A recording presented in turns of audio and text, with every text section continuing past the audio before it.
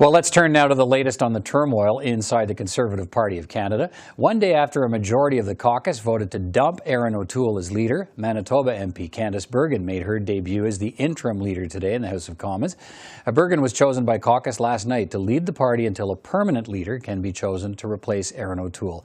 When will that happen? What are some of the big challenges facing a new leader for this party, and why are the Conservatives going through this process yet again? Rob Batherson is the president of the Conservative Party of Canada, and he joins me now. Mr. Batherson, good to see you. Thanks for taking time to speak with me. Hi, Peter. Happy to be here. Look, what's your review of why Erin O'Toole lost his job? You know, really being president of National Council, it's not my place to handicap leadership dynamics. The reality is the Conservative Party of Canada, with Erin O'Toole's support, we give the right to our members of Parliament. Members of Parliament give themselves the right to vote on leadership, and enthusiastically embracing democracy, they decided the leader's fate.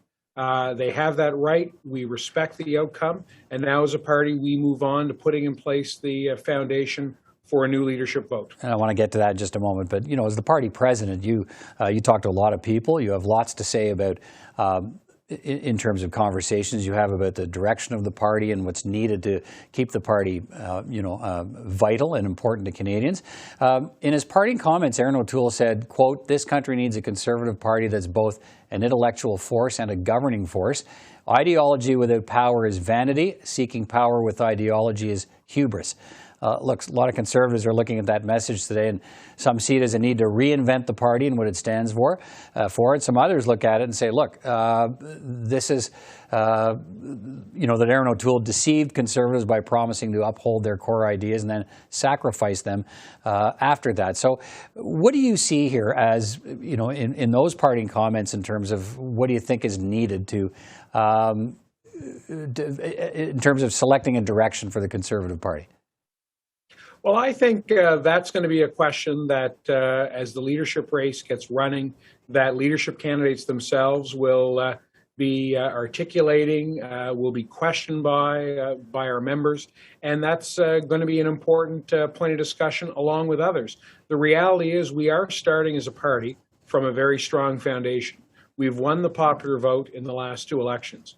We have 119 seats in the House of Commons representing 9 provinces. We've paid off our election loan. So there's a very strong foundation there. What we have to do, though, is, under the next leader, build on that foundation so that more Canadians vote Conservative. Obviously, we've gone through 3 straight elections and 3 different leaders where not enough Canadians have felt comfortable voting Conservative and electing a Conservative government, and that's going to be a major challenge for our next leader. Right. Would you agree that that's what Erin O'Toole said he was trying to do? He was trying to, the way elections work in this country is you can win the popular vote and still not win an election, as you know, because you need to win at the riding level. And he says that's what he was trying to do to grow the party with these messages. Is that what you saw from him? I think the reality is now we have to deal with what the caucus has decided. They've exercised their right to replace the leader.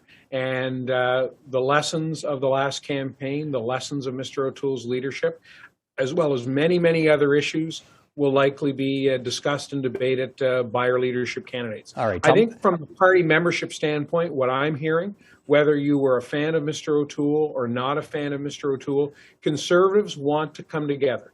They want to be united. They want to get behind the next leader so that we can present that compelling national alternative that will appeal to more voters so that we can form government. All right. Tell me about the leadership race. Give me a sense of urgency, of timeline. When's it going to start? Very early stages. The way it works under the party's constitution is that National Council has the responsibility of appointing a leadership election organizing committee.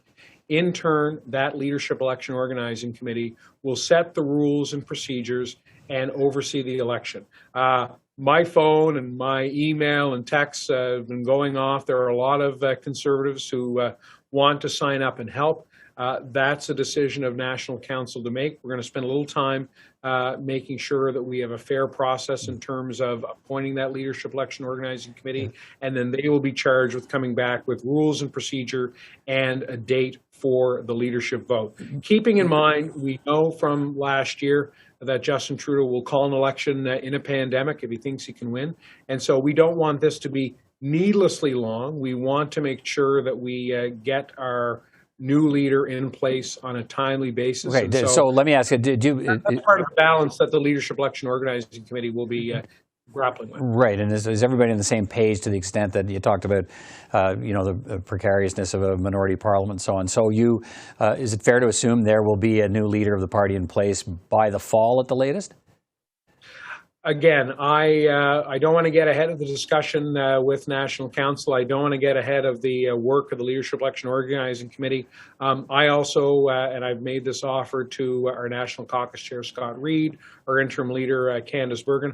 I also want to get the input of our members in Parliament and senators before we go too far down along the road. But certainly, my personal opinion, subject to all those things I just mentioned, is I certainly see the new leader of the Conservative Party being elected no later than the end of this year, and we're going to try to move it as quickly as we can. Okay, let me ask you. Let me end on this. Time's running short here, but one change for this race will be the weight given to the ridings. This has been a disputed issue in the party for years. Each electoral district, no matter the number of members it had, used to be worth 100 points in a leadership vote. But the rule approved at the convention last year now gives each electoral district 100 points, or 1 point per vote, whichever is less. 2/3 of the Quebec ridings had fewer than 100 votes, so smaller ridings will have less weight in picking a leader. Could that discourage candidates from some parts of the country with less riding support from entering this race? Well, I see it as an opportunity, and being an Atlantic Canadian, we don't have many that would have fallen under that threshold, but it's an opportunity for candidates to go out and sign up members and get more votes. So, I know our dedicated Quebec activists, they know, and they've known since that amendment was passed at the convention in 2021, that is going to be something that they will need to work on. And frankly, let's see how it unfolds. We haven't operated a leadership race under the new rules. That's how the Ontario PC Party has operated, and it seems to have gone successfully for them. All right. Conservative Party President Rob Batherson. Good to talk to you, Mr. Batherson. Look forward to touching base as the race gets underway for weeks to come. So thanks for your time tonight. Thanks, Peter.